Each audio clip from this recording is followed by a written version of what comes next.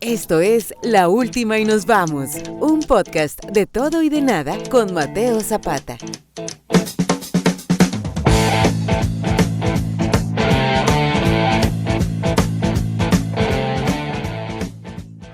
Hola chicos, ¿qué tal? ¿Cómo están? Bienvenidos a el cuarto programa de La Última y Nos Vamos. Contra todo pronóstico, aquí estamos otra vez con este proyecto. Hoy tenemos un invitado muy especial, pero antes, a mi izquierda, reocupando su lugar, Andrés, maestro cervecero de la cervecería artesanal Perro Bravo, amigo, aliado, escudero, ya muchas cosas, compañero de muchas cosas. Así que Andrés, otra vez, bienvenido al programa. De nuevo, muchas gracias por la invitación. Como te digo siempre, cada vez como que cogiéndole más el ritmo, siendo un poco más fluido en lo que se está diciendo, tratando de decir las cosas un poco más interesantes también. Y síganme invitando porque la tortilla, usted sabe que no me le niego a la tortillita española. Hoy hemos hecho otra buena tortilla y yo creo que esta es la que mejor me ha salido, fíjate, de todos los días, la verdad. Bueno, y por otro lado, tengo a mi derecha, en su primera vez en el programa, y yo estoy convencido de que no va a ser la última, a el doctor Heinz Hiller, maestro cervecero, cabeza visible y dueño de la cervecería artesanal Hiller Boy o Hiller Brau. Mi alemán no es muy bueno. Heinz, bienvenido a La Última y Nos Vamos. Muchas gracias me encanta estar acá y que charlemos un rato y compartamos experiencias. Yo, la verdad es que me sorprende que la gente se sume y se apunte a mis locuras todavía. No, está bien. A pesar de los fallos técnicos de los que tengo que pedir disculpas porque soy consciente y la edición fue muy difícil para el último programa porque tuvimos un montón de fallos técnicos que yo sé que para este programa van a estar más que solucionados. Heinz, bueno, este programa es básicamente una conversación entre amigos, como ya lo sabes, y yo no quería empezar el programa, empezar a hablar de lo que tengo preparado sin antes indagar un poquito más en tu historia como cervecero y en tu historia, o la historia de Hiller Boy o Hiller Brau, ya me corregirás tú, como hay que decirlo, y porque yo sé que... yo creo que el nombre ya es evidente, Heinz Hiller no es un nombre muy de aquí. ¿Cuál es ese pasado cervecero alemán que hay detrás de ti? Yo creo que es un buen punto, sobre todo en este programa, que nos puedas contar un poquito de eso si te apetece. Entonces, el micrófono es tuyo. Muchas gracias. ¿De dónde sale Hiller Boy? Sí, eso fue un debate grande y dijimos, bueno, la gente va a pronunciar Hiller Boy o Hiller Brau. Entonces pusimos a gente que pronuncie lo que lea ahí, Hiller Brau, listo, perfecto, déjelo así. Así está bien. Y así está bien, estamos en Colombia y la idea es pronunciarlo en español. Y siempre también tuvimos un debate si yo en las entrevistas debería hablar con acento alemán, porque entonces va a decir, este man no es sino paisa y no es alemán de verdad, ¿no? ¿De dónde viene tu alemán? ¿De dónde viene tu origen alemán? Mi origen alemán es, una historia larga, pero digamos que mi papá, que se murió hace poco, él era alemán, mis dos abuelos eran alemanes, pero ellos migraron a Colombia en 1931. ¿Por la guerra? No, esa fue la época entre las dos guerras, antes de Hitler, claro que sí. Antes de ese infame episodio alemán desafortunado. Pero él, en esa época, pues la inflación en Alemania era terrible, y muchos alemanes llegaron a Colombia como un país de oportunidades porque eran ingenieros, tenían profesiones, y él era maestro cervecero. Estudió pues en München. Ese estudio, digamos que en Alemania era un estudio de orfebres, pero muy técnico, ¿cierto? Entonces llegó, él trabajó con Cervecería Magdalena, con Cervecería Águila en Barranquilla, y llegó la Segunda Guerra Mundial. Colombia le dio por declararle la guerra a Alemania por presión de Estados Unidos, como cosa rara. Sí. Y bueno, ahí está. Patio trasero de Estados Unidos. O sea que no es que tú seas cervecero porque sí, sino porque también tienes antecedentes cerveceros en tu familia desde tus abuelos. Desde mis abuelos, y ya indagando cuando me dio... O sea, el apellido Hiller es un apellido muy relacionado con la cerveza, con el mundo. Por lo menos en esa región de Bohemia, de lo que es hoy sur de Polonia, donde están los Cárpatos y todo. Incluso mi abuelo nació ahí cerquita, en Hirschberg, que es Monte de los Ciervos, y es por eso es que tenemos un ciervo y nos gusta mucho ese símbolo del ciervo porque es, digamos, una mezcla entre lo pagano y lo cristiano, ¿cierto? Tanto en la cultura cristiana está el ciervo y en la cultura pagana también. Y bueno, y mi fantasía, a mí me ha gustado mucho la mitología nórdica siempre, pues toda la vida.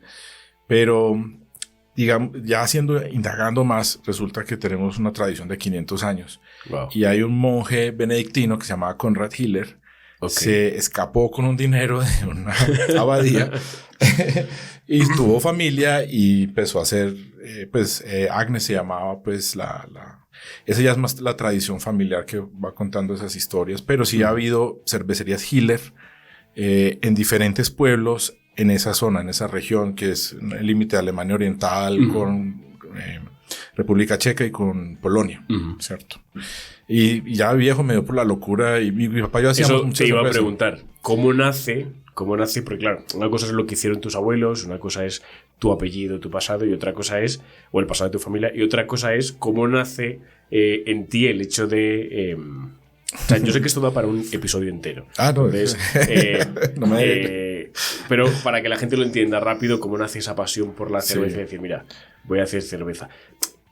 Creo que lo puedo decir, tú eres médico cirujano de profesión. Sí, médico vascular. Cirujano vascular, me entrené en Alemania y en Inglaterra, estuve mucho tiempo por fuera, pero digamos que mi papá y yo teníamos esa tradición de hacer cerveza en la casa para Navidad, por hobby. Una vez al año hacíamos 40 litros en 2 tandas. Por hobby. Mis primos se lo tomaban todo, obviamente. Por hobby también. Por hobby. Porque hay que apoyar a la familia. Cierto. De ahí arranca que los emprendimientos se arrancan por la familia. ¿no? Yo creo que eso es importante. Y yo tuve una enfermedad que me obligó a estar encerrado en la casa mucho tiempo, 2 meses. Y no podía ir a la clínica porque tenía una herida abierta y no quería que se me contaminara, pues, porque la clínica es terrible. Ajá. Y yo ya estaba como medio aburrido con la profesión, ya 25 años de turnos, cansado. Y entonces lo único que se me ocurrió es hacer cerveza. Entonces mi esposa, que me apoyó demasiado, pues todavía me apoya mucho en este proceso, me compró un Grainfather, que es el mejor amigo del hombre después del perro. Y ese aparatico era para hacer lotes de 15, 20 litros. No, eso mantenía prendido y apagado todo el día. Pero mira, y un día llegó mi esposa y me dijo, nunca te he visto tan feliz como cuando estás haciendo cerveza. Sí, esa cara tuya de felicidad lo dice todo. Y yo dije, bueno, entonces me dijo, ¿por qué no montamos una cervecería? Y esto fue hace 6 años. Y yo dije, listo, hicimos una transición y hace 3 años ya abandoné la medicina del todo para dedicarme a este negocio. Yo creo que esto nunca te lo he preguntado y se me acaba de ocurrir ahora mismo. ¿Qué significa Hillebräu? Hillebräu, o sea, el Bräu es una palabra como en el inglés el brew, que es como una infusión, como porque se usa para café también y para tés. Pero no existe una traducción en el español. Yo la busqué y dije, pues busquemos algo español, latino. No existe. Entonces traduce, digamos, más o menos como la cervecería de Hiller. Y es de una forma muy tradicional. Entonces era como decir González Brew, porque él está en el pueblo y él es el que sabe hacer cerveza. Más o menos de ahí viene eso. Genial. Bueno, pues ya sabéis, la única cerveza que recomienda el doctor. Hoy no estamos solos. Regálame un segundo. Somos Toño. 4. Somos 4. Somos 4. Bueno, yo creo que no molesta. A ver, Toño, ¿dónde andas? Toño, ven. Lo cargo un rato entonces. Mira. Toño, vamos ven. a presentarle al público a Toño, que Toño todavía no es conocido y yo creo que gracias a Toño vamos a tener muchos fans a partir de ahora. Este es Toño. Toño, salude. Es Toño. Él es la verdadera cara visible detrás de Perro Bravo, cervecería. Es la mascota oficial de Perro Bravo. Los ojos son iguales. Pues igualitos. Se parece bastante. Ojitos, de hecho, ojitos hinchados. Toño es posterior, pero mucha gente lo relaciona con que sea el logo de la marca.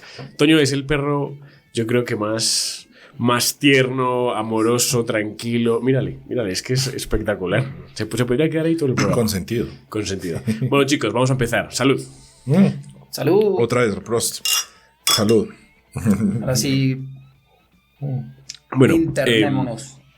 Antes de empezar, me estaba acordando mientras preparaba un poquito cositas para el programa que hace un programa hablamos de de irse sin pagar de los sitios, ¿vale? Y el domingo tuve una experiencia un tanto desagradable y una muy positiva. Entonces voy a hablar de las dos porque una me recuerda al programa del que habíamos hablado y otra pues la quiero mencionar aquí porque me apetece.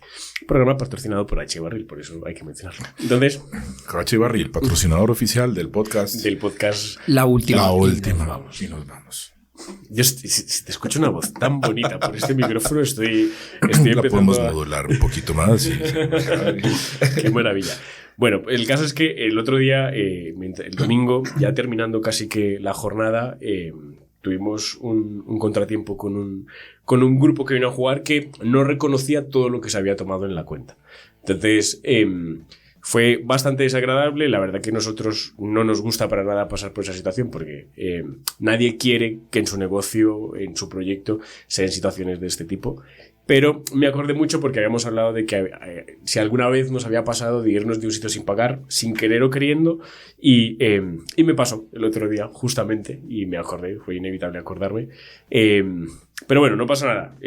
No tuvieron que pagar esas cervezas, de las que sí estamos convencidos que sí se tomaron, pero invitó a la casa. Entonces, yo solamente espero que vuelvan porque creo que hay gente dentro de ese grupo que se portó súper bien y fueron sumamente educados.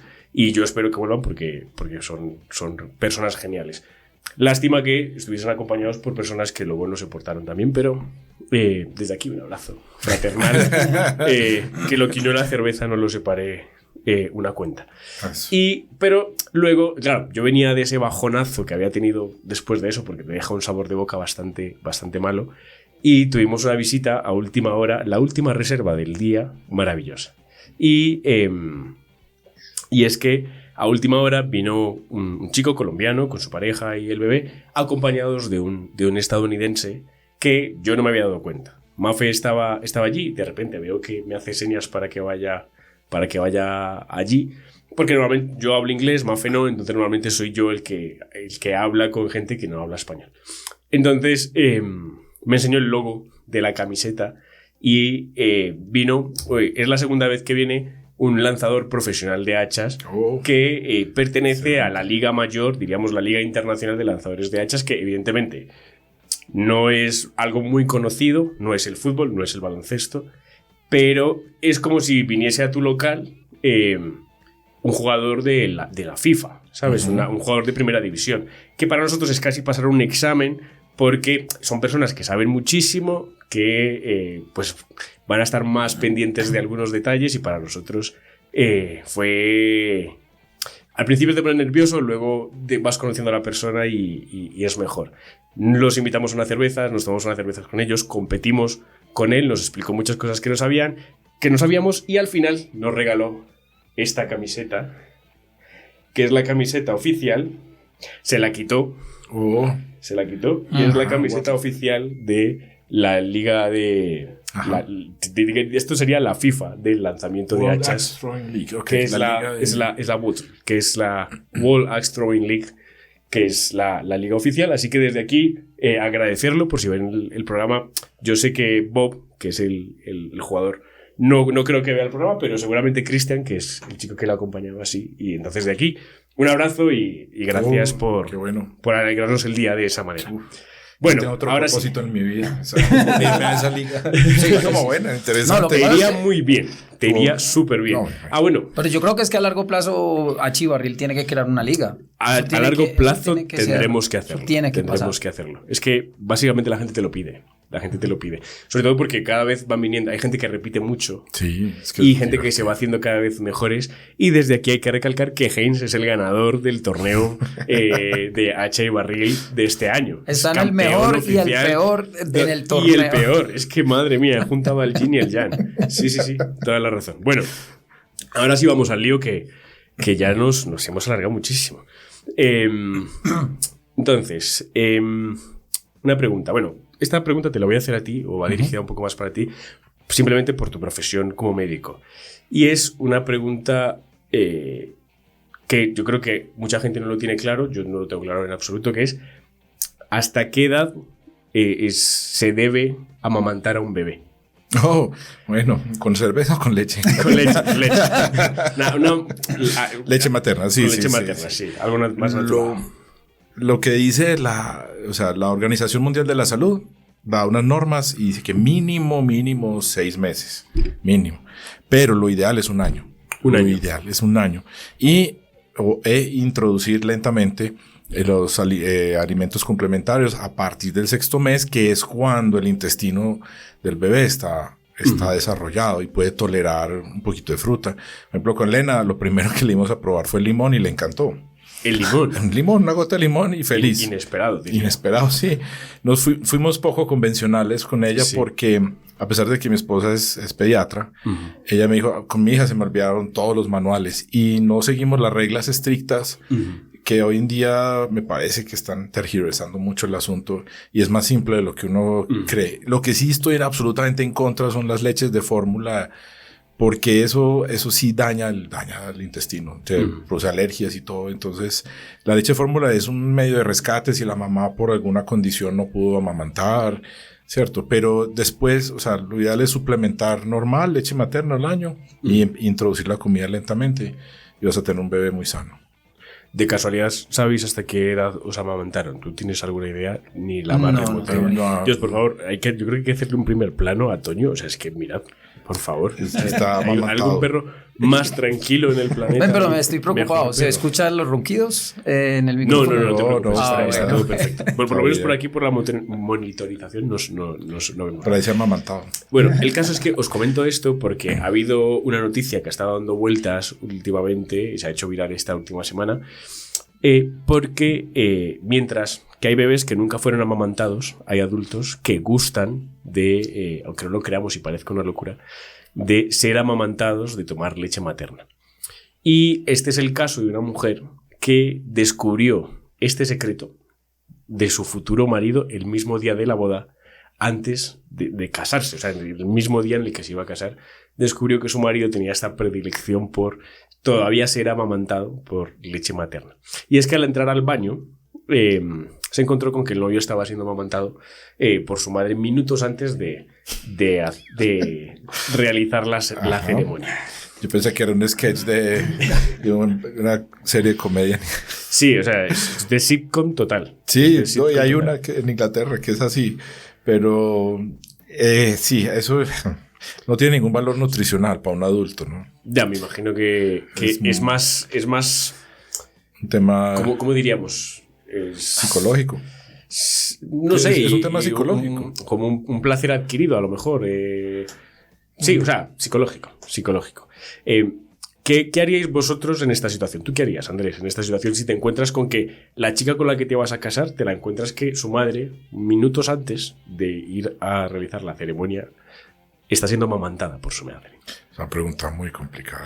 O sea, ¿tú qué harías? No, o sea, digamos que la primera reacción es de rechazo, que me parece pues que de una persona, no me parece de una persona normal que esté haciendo eso, y mucho menos pues de, a ver, puede que no le tenga connotaciones sexuales, pero yo se las pondría inmediatamente, a pesar de que puede que no sea así, es que es un adulto, y un adulto que está pegado y una teta, y la de la mamá, entonces es incomodísimo. O sea, yo creo que de ahí creo que no se podría salvar mucho la relación. Si se salvó la relación, bien por ella, pero creo que para mí sí sería demasiado complicado. ¿Qué pasa? Que es que muchas veces cuando nosotros estamos enamorados dejamos pasar ciertas cosas. Creo que este ya es de un nivel avanzado, pero por eso no es una pregunta tan fácil, porque es que yo la estoy contestando de cierta manera. Sobre la marcha. Sobre la marcha y sobre, habría que ver sobre un supuesto que no me está pasando a mí. Claro. Y yo no tengo... Imagina que estás muy enamorado. Exactamente. Imagínate que estás muy enamorado y que por eso te estás casando, además. Estás en esa etapa en el que... Vamos a decir que te estás casando porque estás enamorado. No la de me estoy casando para solucionar problemas de la relación. No, me estoy casando porque estoy muy enamorado. ¿Que necesito papeles? No. No, exactamente. Me estoy casando porque estoy enamorado. Pero te encuentras eso. Te tocaría ir con la suegra, ¿no? Cada vez que si veas... es la chica la que está amamantando, no. Entonces yo creo que ahora sí, con mayor razón creo que absolutamente no. O sea, ya es... O sea, mujer a hombre, no, tendría que también traerse a la mamá hasta que la mujer tuviera los bebés y... Bueno, eso se va. Se auto... ¿Tú qué harías? Yo sí, lo que pasa es que ya tengo la sabiduría de los años. Claro. Y uno dice, uno no cambia a las personas si ellas no quieren cambiar. Entonces, si él viene con o ella viene con ese gusto, preferencia o como sea, y no lo va a querer cambiar. Entonces, para mí eso sí sería un absoluto no. ¿Sí? ¿Por qué? Porque detrás de eso sí hay otros trastornos de personalidad que dicen que esta persona no logró superar lo que llaman la etapa oral de Freud, que sigue siendo válida, pues, que hay gente que de pronto no quiere aceptar que Freud tuvo razón en muchas cosas, y en otras ya hemos evolucionado, pues, ¿cierto? Pero la etapa oral hay que suspenderla. O sea, es casi lo mismo que la gente que come en exceso. O sea, hay que cortar el cordón. Hay que cortar el cordón, es sano. Esas crisis vitales son importantes en la vida de todos nosotros, y vamos a seguir teniendo crisis, porque si no, entonces llegas a los 50 y quieres tener carros de lujo y no invertir en tu futuro y meterte con mujeres. Bueno, aquí en este programa ya nos dimos cuenta que si tienes un carro de lujo grande es porque tienes el pene pequeño. Hay investigaciones, el que no lo tenga estudios. Claro, que revise el primer programa. Pues está tratando de compensar algo. Eso sí es absolutamente cierto. Y entonces yo, pues sí, si me salen con esas, yo le diría, mijito, no. O mijita, no gracias. Sí. El amor no me llega hasta allá. ¿Quién sabe? Pronto hay una sociedad de amamantantes. No, imagínate, claro. Lactantes. Es lo que tú decías un poco antes. Yo también lo relacionaría, aparte de los trastornos psicológicos, lo hilaría con cuestiones sexuales no resueltas o no lo sé. Entonces, ya después, yo creo que no podría verla de la misma manera ni a ella y mucho menos a mi suegra. O sea, no podría. Yo creo que para mí realmente que para mí es la que realmente tiene el mayor problema. Claro, porque o sea, no sé cuántos, no he conseguido confirmar qué edad tenían cuando ocurrió esto, o sea, en el momento de la boda y cuando se dio cuenta de que su futuro marido estaba siendo amamantado minutos antes de casarse. Es que lo está resolviendo un estrés, porque casarse es un estrés, obviamente.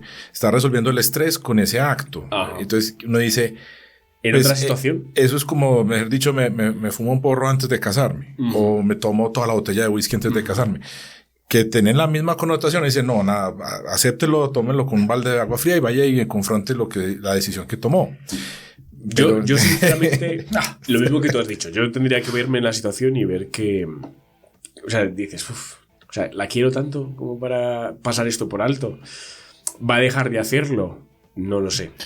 Bueno, la chica no canceló la boda. Lo que sí confirman es que no hubo beso. No hubo beso. Uy, sí, eso está difícil.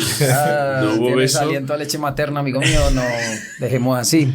No hubo beso, pero no se canceló la boda.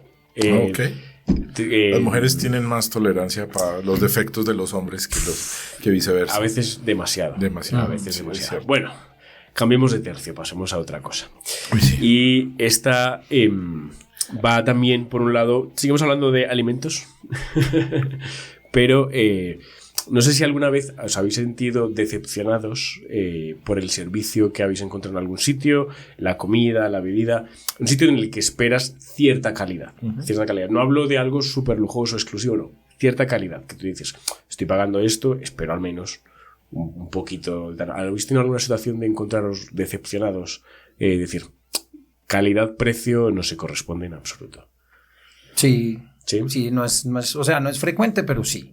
Que hay lugares que uno, pues podría decirse aspiracionales, en donde no son tampoco pues el cielo o algún restaurante pues de top, pero sí que cuesten cierto dinero y que uno dice, hombre, me he comido corrientazos que saben mucho mejor y me valen 3 veces menos, 4 veces un cuarto de lo que me está valiendo esta comida, entonces...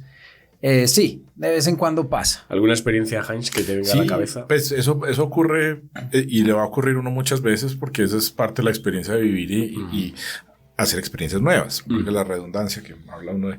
Pero sí, eso va a pasar y va a pasar donde gente sobrevalora lo que está vendiendo. Sí, entonces te dicen, no, que es una carne, que corte no sé cuántas y va uno y lo prueba y no coincide. No es tan espectacular como lo están vendiendo. Exacto. Entonces yo creo que la decepción es más... ¿usted cómo me lo está vendiendo y qué producto me está entregando? Si yo digo, no, eso es un corte normal y lo asamos aquí. Listo, ok, ya sé a qué me atengo. Pero me pasa mucho con carnes, soy muy carnívoro y yo fui vegetariano un año y fui muy miserable. Entonces yo no me gustó para nada. Abriendo el cajón de mierda. Bueno. Aunque el vegetarianismo es respetable y uno puede ser un buen vegetariano hablando de nutrición, ¿sí? O y vegano. hay comida vegetariana deliciosa. Exacto, hay días que yo preparaciones deliciosas. No como carne todos los días, hay días que digo, no, hoy me voy vegetariano. Okay. Pero no es una decisión como muy consciente, sino que simplemente ese día no me apetece comer carne. ¿Sí? Pero me pasa mucho con carnes que dicen pues difícil que tienen... en un país donde la carne hace parte de la dieta casi diaria. Es decir, mínimo tu porción de carne tienes. Exacto. Sí, hay días que uno como que no, y con un huevo tiene. Sí, o otras fuentes de proteína, pues, pero sí. Y respeto a los vegetarianos, no se me pongan bravos, no me vayan a mandar pues Twitter y cosas que no, esas son decisiones de yo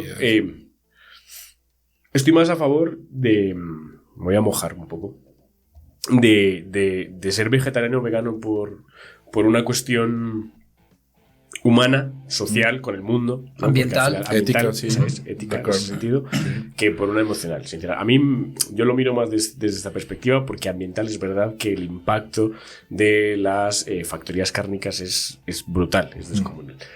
Pero, y qué bueno que has tocado ese tema, porque precisamente la noticia de la que vamos a hablar tiene que ver con esto. Y es que, bueno, tiene más que ver con la comida de avión, que bueno, en muchos casos es decepcionante. De aquí un dato, desde un ex auxiliar de vuelo. La comida sabe menos en los aviones porque perdemos cierto gusto cuando estamos a determinadas alturas. Entonces, las papilas gustativas no te funcionan de la misma manera, tienes menos tolerancia a la sal. Entonces también por eso la comida sabe más insípida y este tipo de cosas. Pero el juguito en caja sabe más simple, sí. Es que y el croissant en bolsita. El croissant en bolsita. Claro que eso es lo que dan ahorita. Yo estos días, ahorita que acabo de montarme en un avión, vi el croissant más costoso y más insípido de mi vida. No lo compré, pero yo decía, ¿cómo se les ocurre cobrar? No voy a decir qué aerolínea es, pero... o sea, era un croissant de jamón y queso de paquete, o sea, no era un jamón importado especial, no era un queso importado especial, y estaba más costoso ese croissant. Cuando vi que otra persona lo compró, yo decía, por Dios, ¿qué está pasando aquí? Sí, eso pudo haber sido una experiencia muy decepcionante. Afortunadamente pude... Voy a hacer un paréntesis. Estoy empezando a escuchar los ronquidos de Toño por el micrófono. Voy a sacar a Toño los 100. No. Yo creo que todavía aguanta un poco. Bueno, nos perdonamos. El caso es que sí. Perdón por los ronquidos. Perdón por los ronquidos de Toño, pero a ver, es que mirarle la carita, no le podemos bajar. No se puede mover. El caso es que esto que tú dices tienes toda la razón del mundo, porque, o sea, yo por lo menos cuando trabajaba, yo mismo, que era el que me tocaba servir, yo decía, madre mía, qué vergüenza ajena tener que servir esto y por lo que están pagando, ¿eh? Se puede el próximo episodio, confesiones de auxiliar de vuelo. Entre confesiones y otras cosas. Y incluso me llegó a pasar de yo llevarme comida de esta que sobraba del avión a mi casa y no ser capaz de decir, mira, la tiro a la basura, porque es que de verdad que está muy mala. Pero sí, está muy mala. Pero sí da pesar botar comida, ¿no? Eso es... Bueno, ahorita el que sepa de qué aerolínea estoy hablando, si alguna vez coge el ham and cheese panini o el chicken croissant o el chicken panini, va a saber de qué estoy hablando, porque es horroroso, o sea, fatal. El caso es que, qué bonitos los ronquidos de Toño por el micrófono. Un pasajero que volaba entre Yakarta y Tokio relata lo duro que es pedir un menú de alimentos que no tengan procedencia animal en los aviones. En los aviones y en según qué sitios, ¿vale? Y es que el pasajero ha reconocido que a pesar de haber pedido su menú con antelación, un menú vegano, para él volaba en primera clase, lo que recibió, lo que le llevaron fue un plátano, o sea, un banano, tal cual, el banano, con unos palillos, porque bueno, son asiáticos, comen con palillos. Le pusieron una servilleta, un banano y unos palillos. Él pensaba, como relata, que se trataba de un aperitivo antes de la comida, pero no, resultó que esa fue toda la comida que le proporcionaron en el avión después de haber pedido con antelación el menú vegano y estar volando en primera clase, que entiendo que el costo del billete es mucho mayor y esperas, pagando el coste de volar en primera clase, esperas algo más apropiado, ¿no? A la ocasión, al menos, no sé, o sea, se hace el chiste con la ensalada, pero al menos una ensalada más elaborada habría sido más que simplemente un plátano, un banano. Entonces, claro, imaginaros la reacción del pasajero o la cara de shock del pasajero cuando se dio cuenta que todo lo que le iban a ofrecer en todo el vuelo era simplemente un banano, no había nada más que se pudiese comer. ¿Qué opinas de esto? ¿Qué opinas de que tú estés pagando, porque seguramente estés pagando de más para volar más cómodamente, para quizás comer mejor, y la aerolínea te salga con...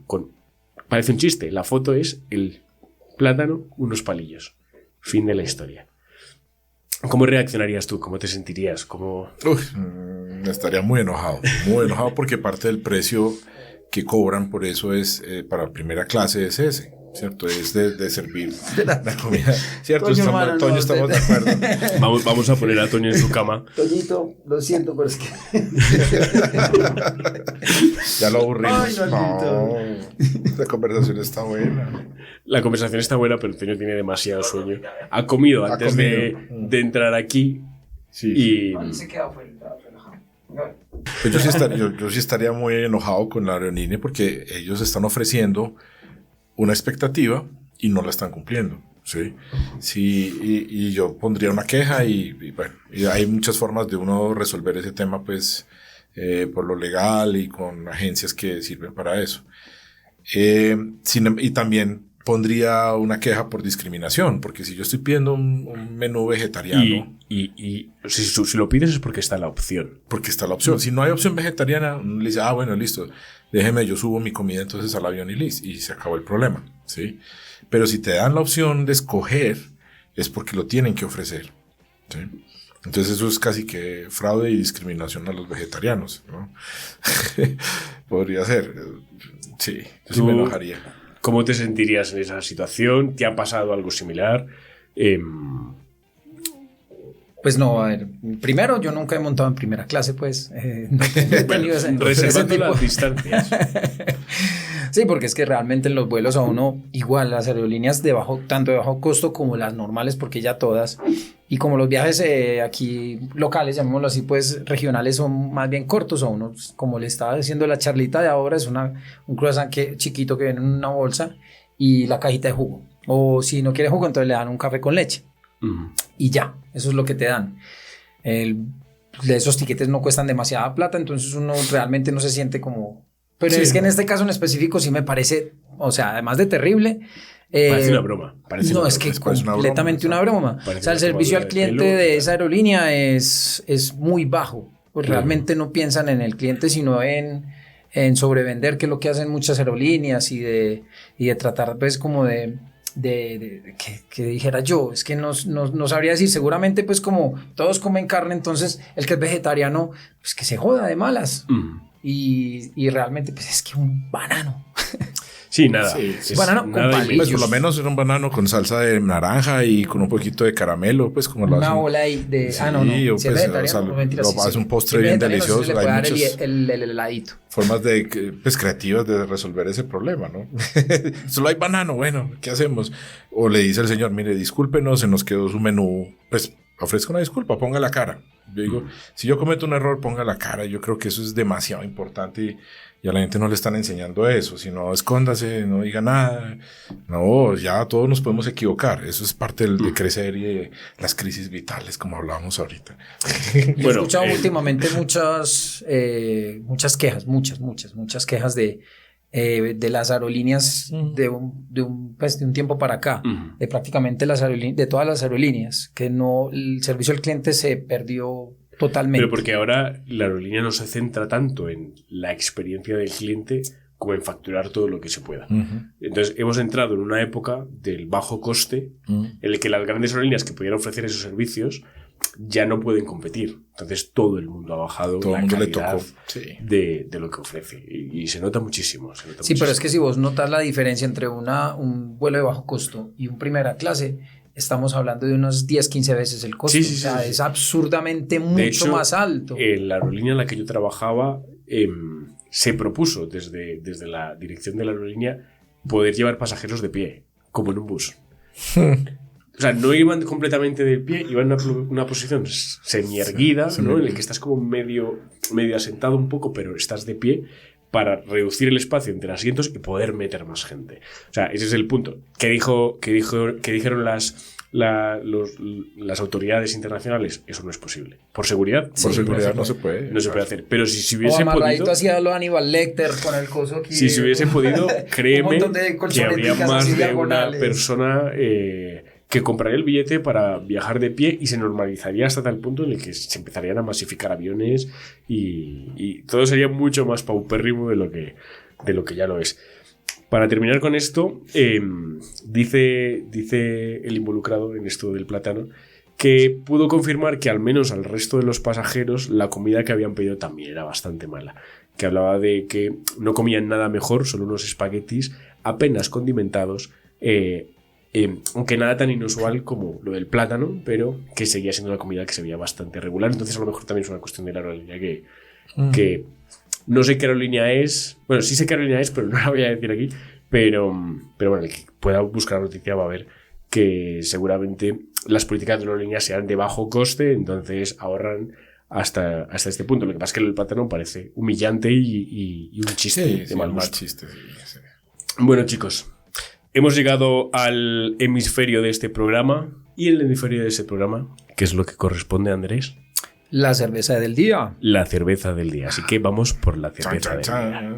Y salud y nos Pero acabamos esto para ir tenemos por que la acabar otra. esto para ir a por la otra. Este Y nos espacio vamos. está patrocinado por Hacha y Barril, la primera sala de tiro con hachas de Colombia y Sudamérica.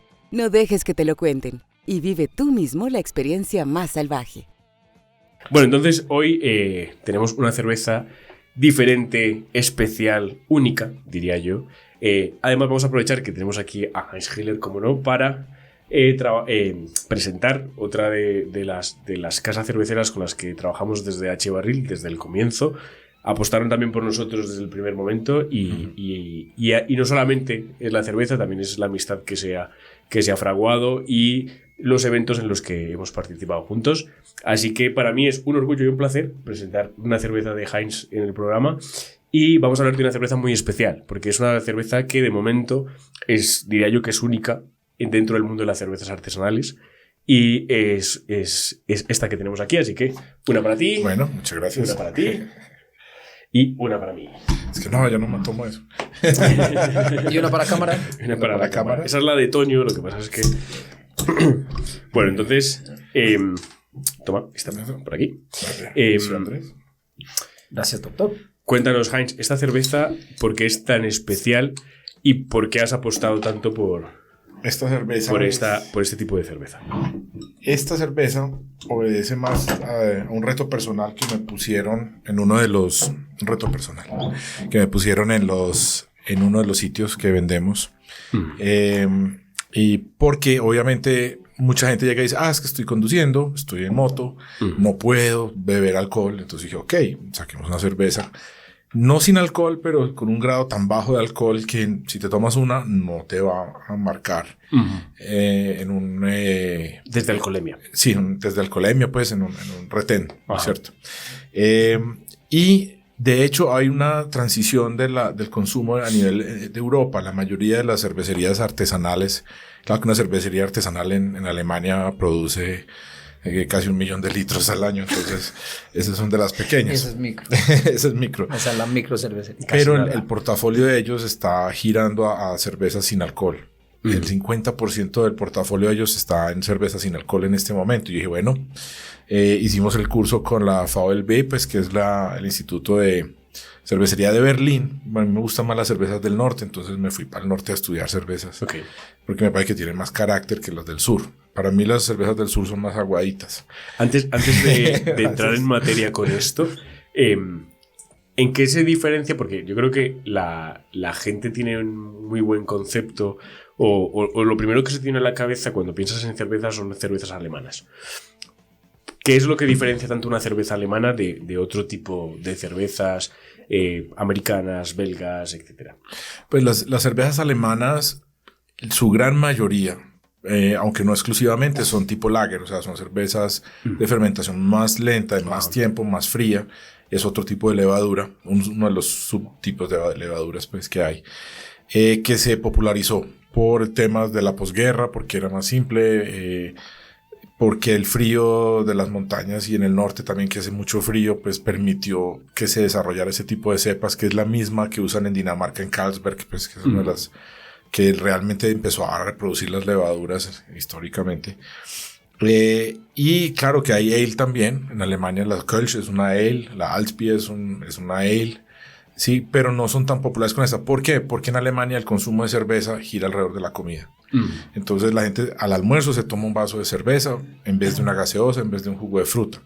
Así como en Francia y en España usan mucho el vino, en Alemania es la cerveza la que acompaña las comidas. Entonces no pueden ser cervezas muy fuertes, muy pesadas como las belgas, que son ricas, son sabrosas, pero para acompañar un codito de cerdo es demasiado. Es demasiado. Entonces no me puedo tomar un litro de cerveza. Es más que todo un tema cultural. Okay. Y los pioneros de la cervecería en América fueron alemanes, no belgas, ni franceses, bueno, y ese fue el tipo de cerveza que se popularizó en el mundo por esa migración de alemanes. Ok. Entonces tiene que ver mucho con una cuestión histórica de cómo se dieron los acontecimientos. Sí. Bueno, entonces, ¿de qué cerveza estamos hablando aquí? Entonces esta es la Hilleboy de 1 grado de alcohol. De acuerdo. Es una técnica de fermentación especial. O sea, hay 4 maneras de hacer cerveza sin alcohol. 3 de ellas involucran quitarles el alcohol y echarles agua, y esas sí saben más aguadas. En cambio esta, como se fermenta y se mantiene bajo el alcohol, no sabe tan aguada. Entonces no es una cerveza light, por favor, no digan que esto es light, sino es una cerveza full, solo que con muy poquito alcohol. Con poquito alcohol. La tenemos disponible en H Barril para que el que también nos ha pasado, y también por eso apostamos por tenerla en nuestra carta, porque mucha gente que venía al local decía, estoy conduciendo, no puedo beber cerveza, ¿qué más tienes? Y ahora, oye, mira, tengo esa cerveza, te la puedes tomar. Y sabe a cerveza, puedes disfrutar del placer de tomarte una cerveza sin terminar borracho, porque no borracho, pero a lo mejor con más grados de alcohol de los que te podrías permitir en el momento. Entonces, vamos a probarla. Prost. Prost.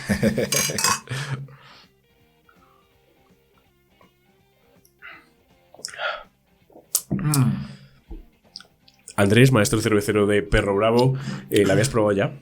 No la había probado. ¿No la habías probado todavía? No. Me encanta. No la habías probado todavía. No ¿Qué tal? Probado. Primeras anotaciones, buenas, malas. Cuéntanos. Pues digamos que mirando con ojos de sospecha. La primera impresión. No sabe.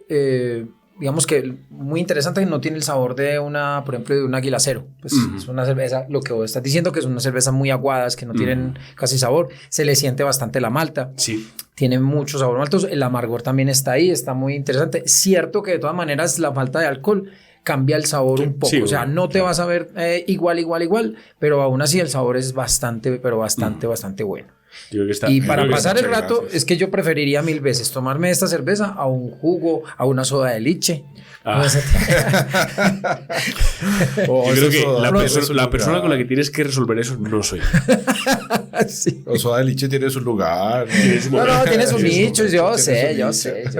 Bueno, desde aquí, de la experiencia con el cliente, hemos tenido muy buena respuesta por parte de la cerveza, y es pionero en el mundo de la cerveza artesanal que hay una cerveza no sin alcohol, pero con un grado tan bajo de alcohol, teniendo en cuenta que las cervezas artesanales por lo general son bastante alcohólicas. Entonces yo creo que está muy, muy conseguido, y la verdad que yo cuando me la tomé, el primer día que la probé, como que no me centré tanto en pensar cómo era. Y un día me la tomé aquí en casa, tranquilamente, estaba haciendo cosas y dije, me la voy a tomar porque tenía unas cuantas en la nevera, o sea, tenía un par en la nevera para cualquier otro momento. Y me sorprendió mucho. Dije, qué buena está para ser una cerveza que está hecha precisamente. de una manera más difícil, diría yo, cuando haces otra cerveza más clásica, porque tienes que jugar con esa cuestión del alcohol.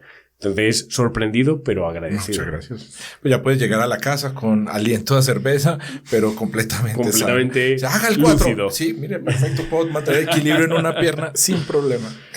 Pues, chicos, Sóplame aquí. Con mucho gusto. no hay ningún problema. No hay ningún problema.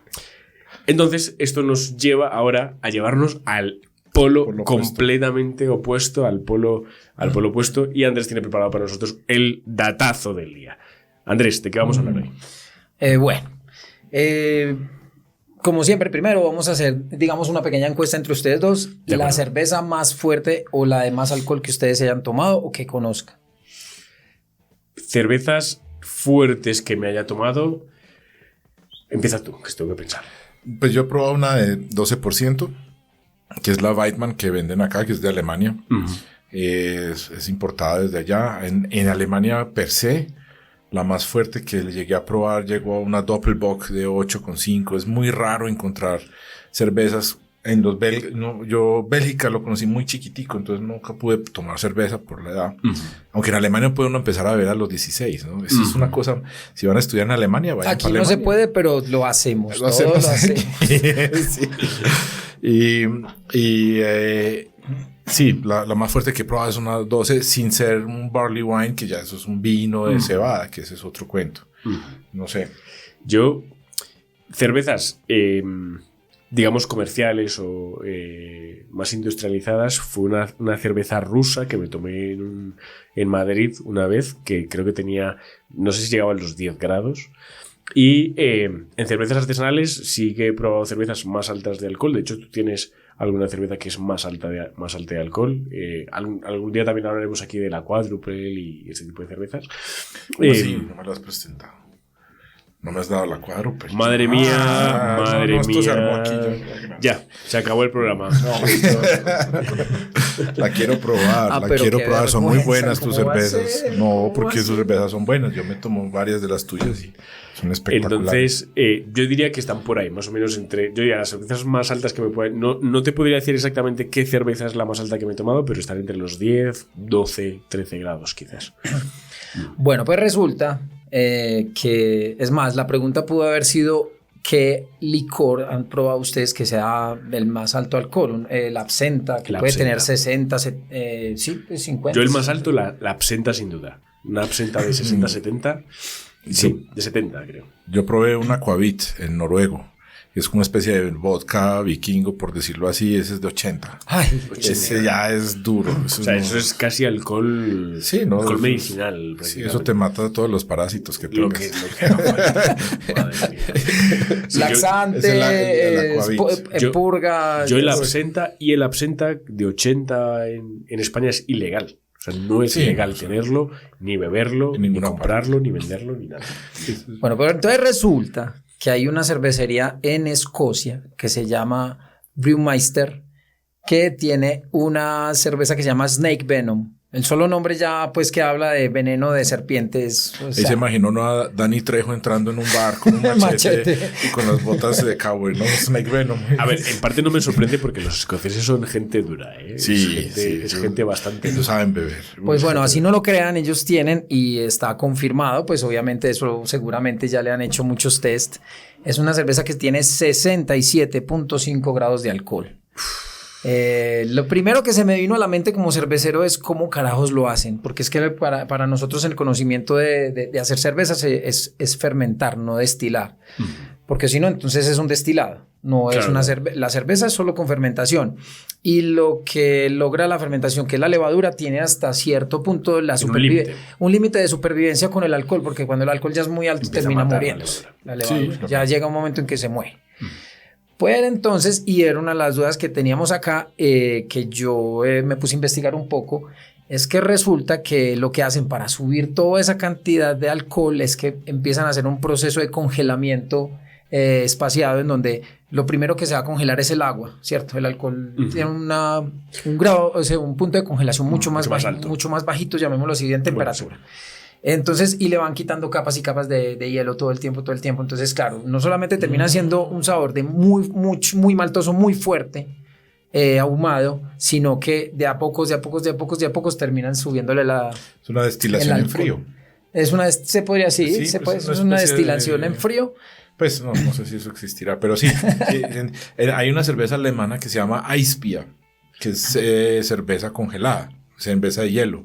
Y es ese proceso que llegan y le quitan la capa superior, lo congelan, le quitan la capa superior y claro, queda una cerveza mucho más fuerte, pero nunca pues... Pero lo congelan a grado de congelación de agua, que es que eso es lo interesante. Entonces a 0 grados que llega las capas superiores el agua empieza a congelarse, las quitan mientras que ya la parte de abajo va quedando alcohol hasta que llegan a esos grados. Pues me imagino que el proceso debe ser un poco lento, debe ser 67.5 grados. O sea, lo que no tiene más que un whisky, eso te iba a decir. Que un bourbon, que un ron, que un tequila que... Wow.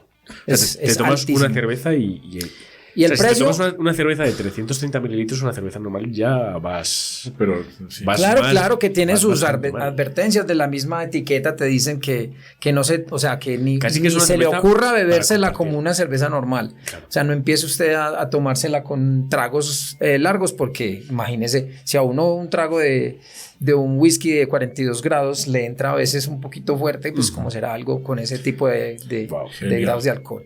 Y normalmente puede costar, pues allá en Europa, entre 70 y 80 wow, mucho más que un vino, mucho más que, o sea, tú puedes comprar un vino perfectamente en Madrid, en Italia, en Francia, por 30, 20 euros incluso, y menos. Y mucho menos. O sea, te puedes conseguir vinos de 2,5 euros, de 5 euros, de ahí para arriba. Pero es que vinos buenos, o sea, un vino bueno te puede costar 20, 30, 40 euros. 80 euros, 70 euros me parece. Pues es que claro, en ese proceso tú tienes que quitarle.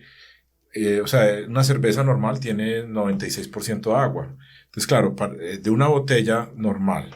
Le vas a quitar toda esa agua, te van a quedar máximo 100 mililitros, o muy menos. Es un proceso muy complicado. 40 mililitros, entonces claro, el volumen no es tan... de hecho, que para esa cantidad de alcohol yo pensé que podían ser más caras, más costosas. Estaría bien conseguir una cerveza de esas, un viaje de alguno, señores, una vaca sitio, y entre todos y traer alguna para catarla aquí en el programa.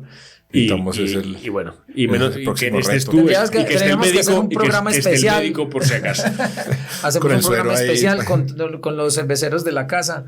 Y entre todos hacemos la vaca, organizamos la traída y nos listo. Va a tocar. Aquí Mauro. Les cojo la avena de una vez y le colgamos un suerito por si acaso. Y nos vamos tomando. Te tienes que traer algún cacharro si en tu casa tengas algún monitor para ir mirando signos vitales. De hecho, me quedo de las épocas aquellas. Pues sí, no estaría mal. Wow.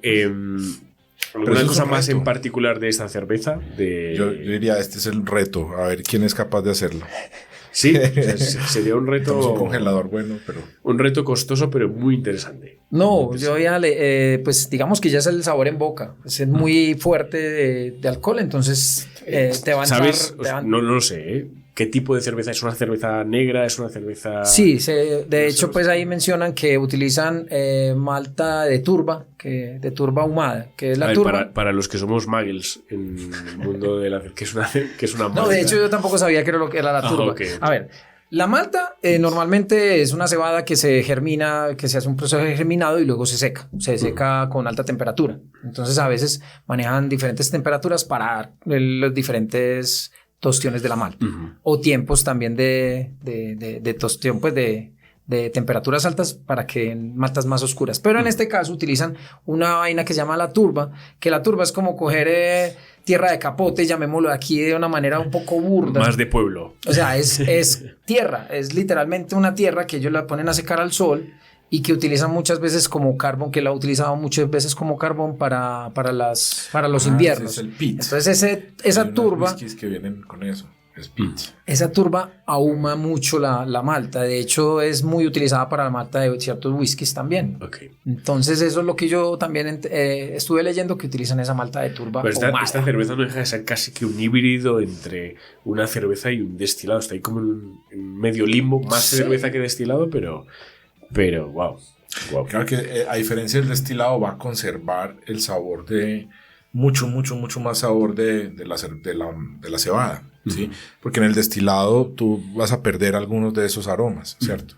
Pues sí se dan en las colas, o sea, yo he hecho destilados y hemos hecho experimentos con eso, pero ahí sí se va a concentrar mucho más, entonces es un trago único, muy único. Sí, o sea, muy único.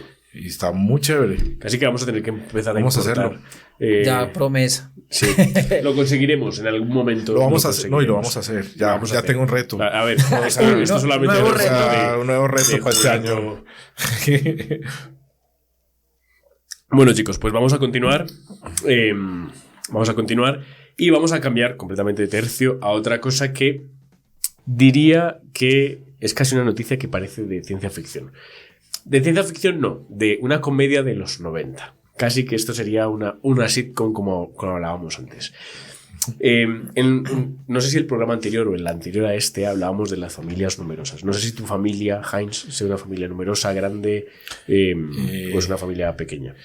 Más a la europea. No, yo solo tengo una hermana, pero por el lado colombiano, mi bisabuelo sí tuvo, pues era clásico, 16 hijos, Wow. de por aquí cerquita, del oriente.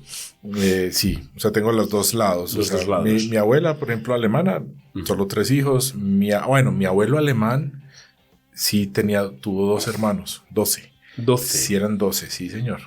O sea que sí tenemos esos. En Alemania se veía mucho en los años, a principio claro. del siglo XX, 1900.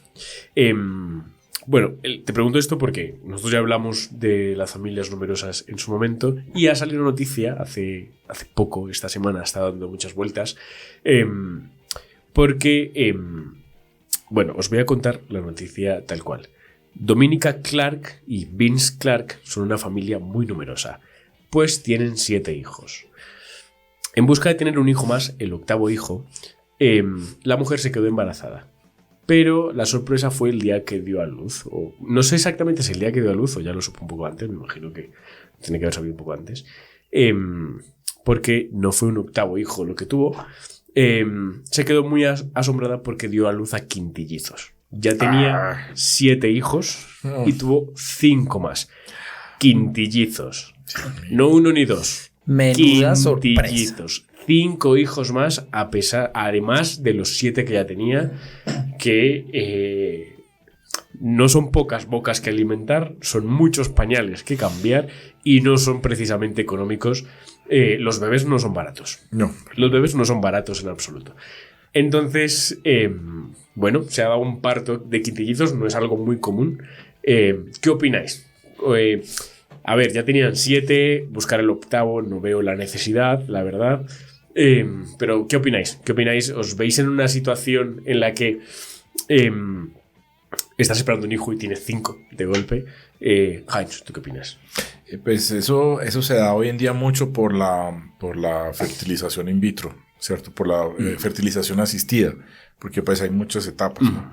Pero mujeres que no pueden concebir, por lo general se dejan implantar 2 óvulos, pero si esos óvulos se dividen antes de crecer el embrión, puedes tener quintillizos, sextillizos, octillizos. Que Pregunta desde la absoluta ignorancia. ¿Se pueden ser quintillizos gemelos? O sea, ¿se pueden ser quintigemelos?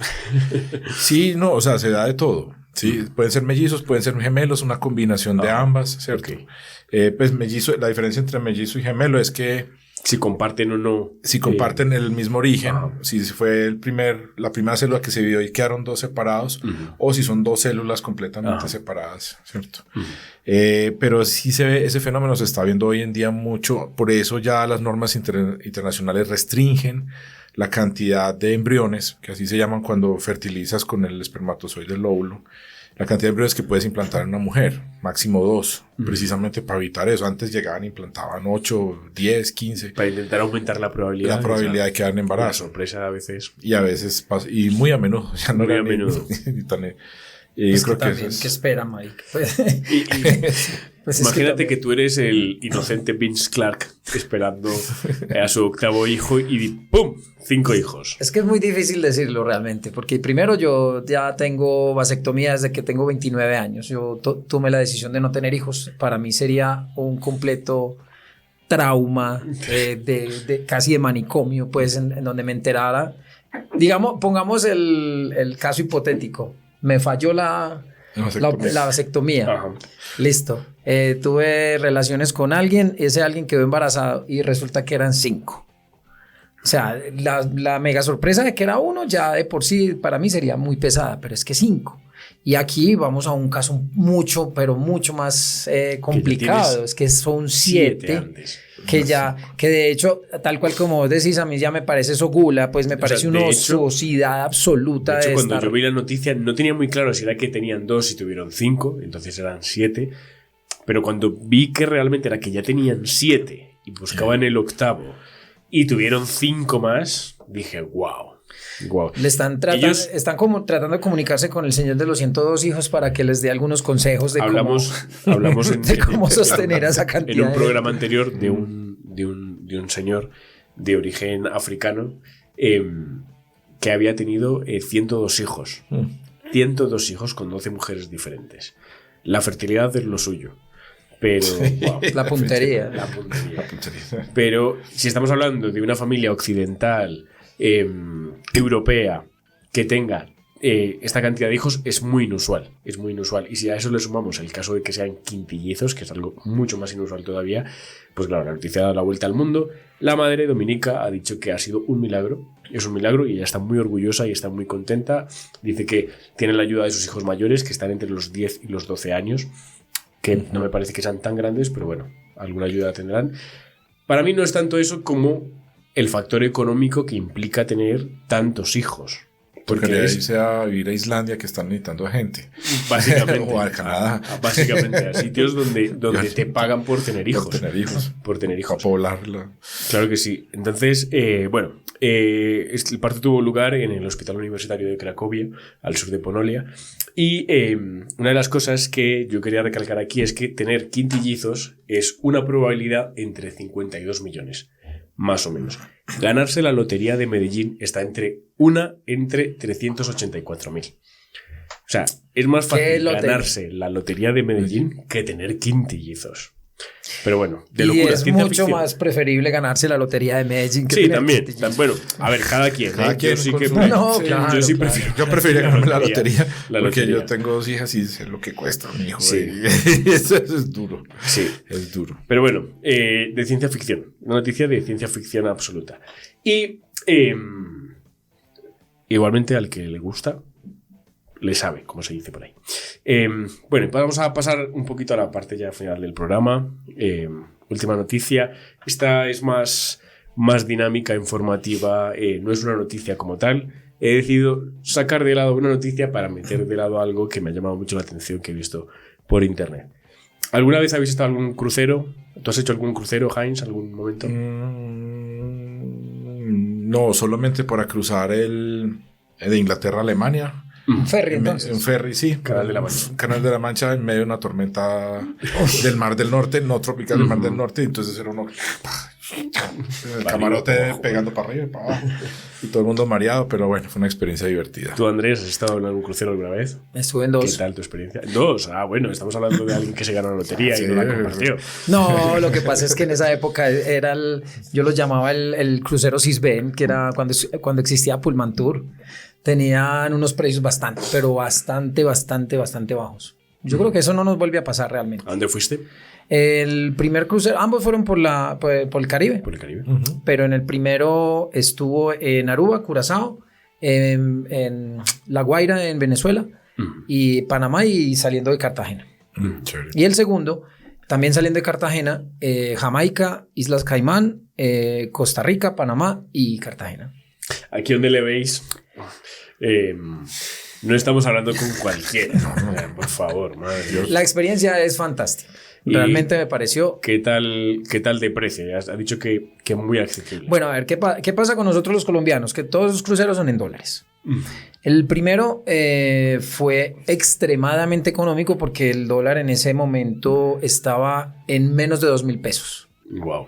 ¿Quién lo diría? Eso fue en el 2000, entre el 2013 y el 2014. Ahora Sí, claro, ahora el dólar no sé si llega a los 5.000, pero ha llegado a puntos en el que ha estado, no sé si estaban a los 4.500, un poquito más. Y en una cabina interna que es un poco más económica, más o menos yo hice el cálculo, no se me fueron más de 5 millones entre dos personas. O sea, como en el Titanic Y que esta- estaban abajo bailando en el fondo y los de arriba elegantes comiendo. Bailando con los irlandeses. Escúchame, lo preferiría. Y tomando ¿eh? cerveza. Yo preferiría irme A a ver, parrandear allá. Quizás a parrandear. A lo mejor ya la comodidad, dormir, los olores, No, Aglomeración. pero igual pues es que suena muy charro. Pero no, pues la cubierta interna es la misma cosa, No, pero sí, sin la ventana obvio. para ver el mar. Es Ajá. exactamente la misma cosa. ¿Y qué les iba a decir? Bueno, y entonces, pero estamos hablando de 5 millones, 7 noches, todo incluido. Cerveza, trago, comida, Alimentación. y o sea, O sea, lo único que por no la me noche era imagino, menú a las la carta. visitas a los sitios ya tú... Sí, si claro, querías es que comprar yo algo hago el fuera, cálculo de eso es 5, diferente. incluyendo lo que nos gastamos muy, digamos, como un poquito, ¿cómo se dice? Pues tratando de no gastarnos mucho, 2 o 3 cervecitas cuando nos bajábamos, algo de comer que no fuera muy costoso. No se fueron. ¿Hablas de precio por persona? No. Para Entre dos los personas. Mm, Wow. no está Entre mal. los Súper dos. barato. Nada mal. Entonces, Nada mal. Sumamente por eso barato.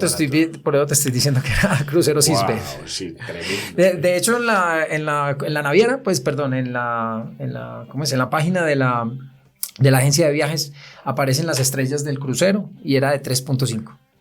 No está mal. No está nada No, mal. y es que para uno realmente uno llega a un todo incluido con los lujos que tiene de todas maneras. Es uno como, wow, y mira para otro lado, wow, y mira. Yo la verdad es que nunca he hecho ningún crucero. Tampoco me llamaba tanto la atención, pero sí que me gustaría vivir la experiencia, yo creo que en algún momento. Sí, toca hacerlo. Habría que verlo. Pues qué bueno que has tocado lo del Titanic, porque tiene que ver con el Titanic. O sea, parece que le he pasado el guión, pero él no sabía de qué vamos a hablar hasta el segundo antes de que yo mencione, el segundo después de que yo mencione lo que vamos a hablar aquí. Es todo sorpresa y tiene que ver mucho con el Titanic y es una comparación que se ha hecho en internet a la que me llegó a mí y dije, bueno, la voy a mencionar porque me llama mucho la atención el concepto de de cuánto costaba viajar en el Titanic. Me imagino que habéis visto la película, lo hemos mencionado antes, hablando cuando bailan en la parte de abajo del avión, los marginados, diríamos los pobres. Sí, Porque son los pobres del sí. barco. Los pobres del barco. Bueno, pues os voy a leer la tabla de los precios que costaban el Titanic y me vais a decir, si queréis, si habríais podido viajar en el Titanic o no habríais podido viajar en el Titanic. Voy a empezar por la tercera clase. Y la tercera clase del Titanic en 1912, que fue el momento del dichoso viaje, costaba $34. El billete costaba $34, que son $1.100 a día de hoy. O sea, son $1.100 para ir en tercera clase, que es habitaciones compartidas, baños compartidos, lo que tú dices, no hay ventana para ver el mar. Y pues casi que incluso cerca de las máquinas también, Sí, más donde cerca más ruido de las hay, máquinas, etcétera. sí. ¿Pero tenían comida? Ese dato no lo tengo. No sé si eso estaría incluido dentro del billete, pero estamos hablando de que Jack, cuando se apuesta si va a viajar o no se gana $34 o un billete, pues no sé, son $1.100 de billete Al día de hoy. Al día de hoy, que son 5.049.022 pesos. 22 pesos, podríamos decir que 5 salarios mínimos más o menos en Colombia a día de hoy. No son 5 salarios, es 4. un poco menos. Un aproximado. Sí, Ajá, sí, un sí. aproximado. ¿Qué tal? Pues podrías haber permitido viajar en tercera clase en 1902 en el Titanic o sería ya... Puedo, pero es un gasto que no necesito. Es un gasto que no necesito. Para, otra vez, compartir Lo que pasa habitación, es que compartir el baño. tema ahí en el Titanic era que yo me quería largar del país y buscar una nueva oportunidad. Es verdad. Entonces yo sí lo pagaría en ese término. Si era para pasear, si era solamente por diversión, por entretenimiento, por la experiencia, no, tal vez no. Ujú. Sí. Claro, estamos hablando de que en tercera clase costaría lo que te costó a ti ese billete barato para ir en el crucero para 2 personas. Aquí hablamos de una sola persona. Es correcto. Una sola persona, habitaciones compartidas, baños compartidos, cerca de las Para eso era máquinas. para ir porque estoy migrando. Claro, supongo que también es porque El sueño americano. es el primer crucero como tal, el Titanic era de esos creo que fueron 3 barcos que se construyeron gigantescos. Eran los primeros, entonces claro, todo el mundo quería viajar en el Titanic, era el primer viaje que se hacía de estas características como tal, y supongo que también por eso los billetes serían mucho más altos. La sola novedad hacía que fuera bastante más costoso de lo normal. La demanda. Bueno, pues esto sería la tercera clase. Segunda clase. Para 1912 serían $63, estamos hablando de $2.060 a día de hoy, que son 9.455.044. Claro que esto era un viaje de ¿cuántas semanas? ¿De cuántos días? Pues si hubiera llegado. Yo creo que Sí, por ahí unos 15 días, ¿no? Era como 15, eran 2 semanas. Sí, ¿no? como es un transatlántico, eso tiene... Sí, eran... No sé cuántos días eran, pero eran bastantes días. Eran bastantes días, sí, bastantes días. Pues sí, son 9,5 millones más o menos de pesos, unos $2.000 a día de hoy, para ir en segunda clase, que ya no es habitación compartida, pero tampoco es la habitación de los sueños. No es una habitación, diríamos, normal. Una cama, quizás... no he llegado a confirmar si tenía baño propio o no. Yo creo que no. Pero bueno, ya subes un poquito. Ya no estás tan cerca de las máquinas del barco. Pero que yo creo que mucha gente, cuando ha visto la película de Titanic, dice: estos pobres, o sea, están pagando un dineral por viajar donde están viajando. Si pasamos a la primera clase, costaba en 1912 $146, que son $4.750 a día de hoy. Es decir, unos 22, casi 22 millones de pesos colombianos.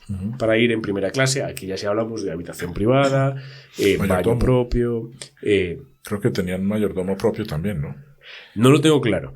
Pero pues... Había una categoría más por encima todavía. Pero ya aquí ya estás... La de Rose. Estás en otra plataforma. Seguro que sí que tienes ventana al mar, eso está garantizado. Y evidentemente la atención y la comida y el acceso era según qué lugares del barco también, porque dentro del propio barco no puedes acceder a todos los lugares que quisieras dependiendo de la clase a la que pertenecieses. Entonces, bueno, son casi 22 millones de pesos. Yo ya desde la tercera clase yo ya no habría podido, pero vamos, en la primera tampoco. Y la última clase es la clase de primera clase, pero la suite. Que la suite costaba $4.000 de la época, que son $138.000 a día de hoy, que son 632 millones de pesos de hoy, que es donde el malo, entre comillas, de Titanic, el prometido de Rose, va, que es esa habitación grande con una caja fuerte propia, mayordomo, ahora sí que sí. Pues, es que eso no era una habitación, eso era un apartamento. Sí, o sea, total. Varios cuartos y todo. Cervecería propia. Sí, imagino que... Llegaban, ya tenías lista. Ahora nos podemos hacer una idea de cuál era el poder adquisitivo de Jack, cuál era el poder adquisitivo del otro, que si está pagando 632 millones de pesos para ir ahí es porque tiene con qué poder. Eso era de bolsillo. Pero seguramente... lo que hemos dicho, la inflación que provocaba el hecho de que fuese este viaje, los precios tal, pero igualmente siguen siendo de locos. Yo tuve una novia en Inglaterra que trabajó para Cunard, que era la agencia de viajes de la cual salió el Titanic. Y ella trabajaba pues como vender, pues, ¿cómo se dice? La que vende los tiquetes pues y todo. Y me hablaba de los planes que tenían en los nuevos cruceros pues de Cunard y todo. Y son por esos lados. O sea, hay uno que es con toda la comida y es un viaje de 80 días alrededor del mundo. Wow. Puedes pagártelo, puedes vivir. Hay gente que se jubila y vive en el crucero, también tienen plan para eso y van full equipados con servicios médicos, quirófanos, o sea, son unas cosas de locos. Es que los cruceros de día de hoy son auténticas ciudades. Sí. Ciudades... Pero de hecho los cruceros más lujosos son chiquitos. Son barcos muy pequeños. Pero no te falta de nada. No, sí. Sí, claro. Pero de hecho, por ejemplo, una de las cosas que en algún momento cuando me empezó a dar como la gomita del crucero, simplemente por curiosidad, mira, los cruceros más costosos eran precios de $20,000, por ejemplo. O sea, más o menos por esos lados estaban llegando. Y no eran de más de 700 personas. Pero cuando tú te pones a ver, es un barco que tiene capacidad como para 1.500 personas, pero la mitad de eso es tripulación. ¿Para qué? Porque los que van a estar allá van a estar de puta madre. O sea, con todas las comodidades. Pues esos son los precios de Titanic. Eran los precios de Titanic a día de hoy. Yo no lo sabía, me resultó un dato sumamente curioso.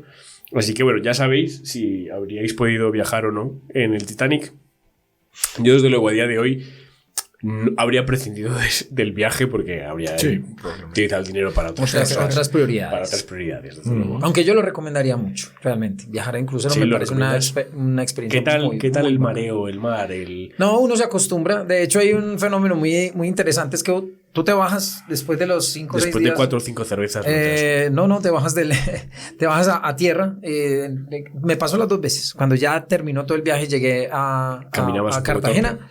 Todo el tiempo sentía que me movía. Movimiento ahí. Todo el tiempo. El vaivén. Por lo menos unos 2 o 3 días. Conozco un par de medicamentos que hacen lo mismo. Barato. Si es por la sensación de... Medicamento, piscina y fuera. Bueno, chicos, llegamos a la parte final del programa, pero no nos podemos ir sin las recomendaciones de la semana. Entonces... recomendaciones de seguridad, de comportamiento. No, recomendaciones Niños, de película y canción para que la gente pues tenga algo a lo que engancharse esta semana sin tener que pensar mucho. Básicamente es para ahorrarle a la gente el trabajo de buscar nada y sino decirle, mírate esta, que vas a la segura. Estas son las recomendaciones del día. Entonces, doctor, una película que se te venga a la cabeza, que digas, vale la pena. Espero que no digas la que yo estoy pensando porque ya tengo un problema para volver a pensar otra película. Las probabilidades son 1 en 52 millones. ¿No? O sea, compremos la lotería ya porque por si acaso. ¿Alguna película que te guste mucho o que recurras a ella alguna que otra vez para digas, vale la pena, me gusta? Pues más que una película es una serie que se llama, está en Netflix, se llama ¿cómo es? El restaurante Medianoche en Tokio. Que es un señor que tiene un restaurante en un barrio normal, pues como al lado de donde está pues todo, y solo abre de 12 de la noche a 7 de la mañana. Y son las historias de las personas que llegan a ese y empiezan a hablar y él es como el sabio, pero tácito, ¿no? O sea, él llega y da un consejito acá y todo el mundo le pregunta y todo el mundo quiere estar con él. Está en japonés, pero bueno, los subtítulos están en español. Okay. Pero me parece que curiosa. Obviamente es otra cultura, pero es una forma muy buena de ver la cultura japonesa, pero tiene un efecto calmante. O sea, cuando yo la veo, me calmo, me relajo, me tranquiliza. Yo decía, esto está interesante, okay. O sea, el efecto que tiene sobre mí, y lo he vuelto a ver varias veces. Genial. ¿La conocías, Andrés? No, idea. Me la apunto para echarle un vistazo. Midnight Diner o la cantina de medianoche, pues se llama así. Genial, pues ahí queda registrado. Y toman mucha cerveza, entonces yo creo que también hay alguna cosa ahí. Por eso te relajaba bastante. No es que a nosotros nos guste mucho, pero... Andrés. No le estamos haciendo apología a la cerveza. Vamos a decir una cosa. Claro. Y es que en el programa anterior se te ocurrió una película mientras hablábamos de un tema en concreto. Del secuestro de la señora que había secuestrado a su hija 20 años. O sea, su propia madre la encerró 20 años. Y a Andrés se le ocurrió una película. Pero se le olvidó. Así que la traes hoy. ¿De qué película querías hablarnos? Otra vez...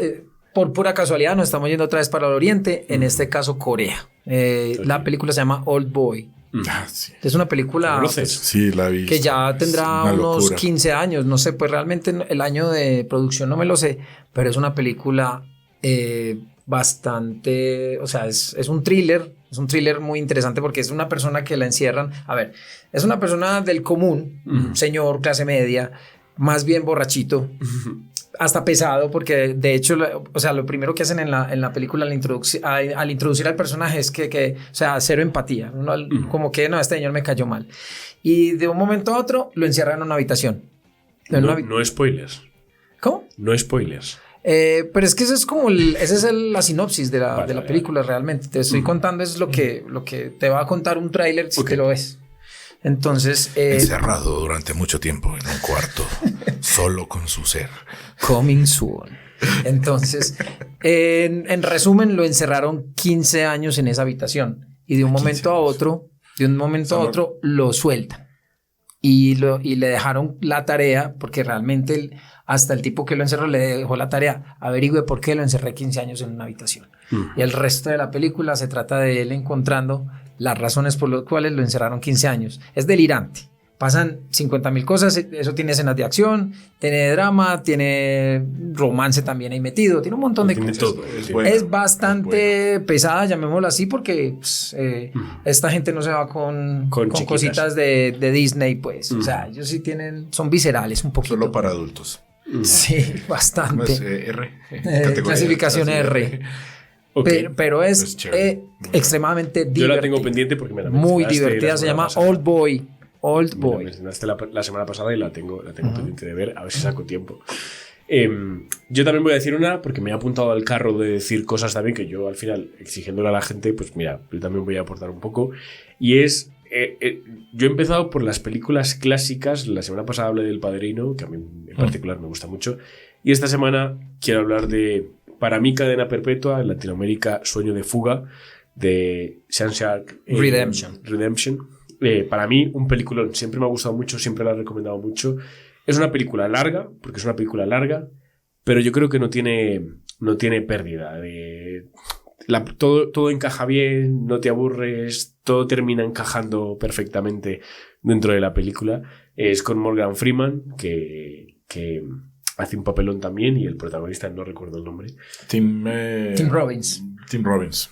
También es fascinante. Sí. Es una película, a mí me encanta. O sea, es imperdible. Entonces, o sea, así que es imperdible. De aquí me aporte a los clásicos. Excelente. Y si quieres subir tu nivel de cultura, tienes que ver esa película. Yo creo que hay que tenerla. Son películas que hay que haber visto. Sí. Hay que haber visto. Y la película ya han pasado unos cuantos años, pero yo creo que no ha envejecido para nada mal.